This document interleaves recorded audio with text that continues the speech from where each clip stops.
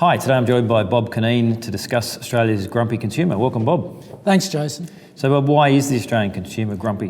What we're suggesting here is there are a number of reasons why consumer sentiment is negative at the moment. So when we look at the Melbourne Institute survey, the number of pessimists outweigh the number of optimists. And that indicates that, consumers are a bit gloomy, a bit grumpy. And so what we're trying to look at here is some of the reasons behind it. Now, I've provided three key reasons. Firstly, rising electricity and healthcare costs. So consumers are feeling a bit of a squeeze in terms of their expenses. Very subdued wages growth.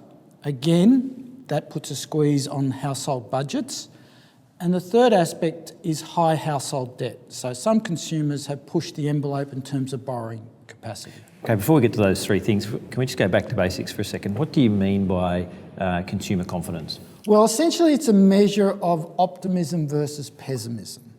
And what happens with these surveys is they ask the mums and dads whether they're feeling positive about the state of the world and the state of the Australian economy, or whether they're feeling negative.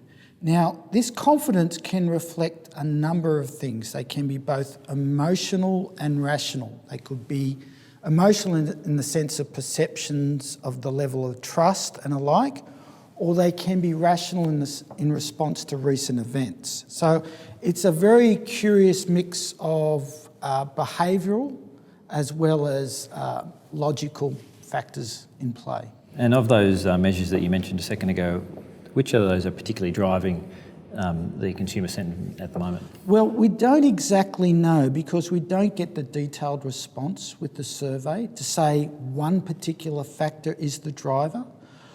So hence, these are suggestions. They're not the actual, we can't say definitively, these are the actual drivers of why consumer sentiment is so soft. So if we looked at, say, electricity and healthcare costs, we notice over the past decade, they've been rising rapidly. So if you looked at electricity, it's going up 8% per year. Medical expenses are going up close to 5% per year. So this in itself would indicate that consumers have a rational basis for feeling a little bit grumpy. I would have thought they'd feel a bit grumpy too about the lack of real wages growth over the last decade or so too. That'd be right?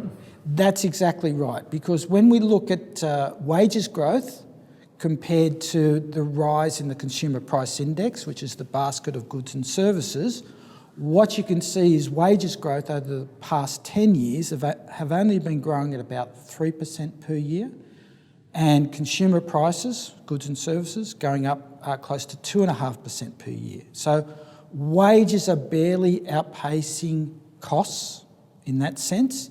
And what we've noticed over the past year is wages growth has come down to below 2%. Inflation is close to 2%. So real wages, so adjusting after prices, are not increasing. Great. Well, thank you very much for your time today, Bob. Thanks very much, Jason. And thank you all for joining us.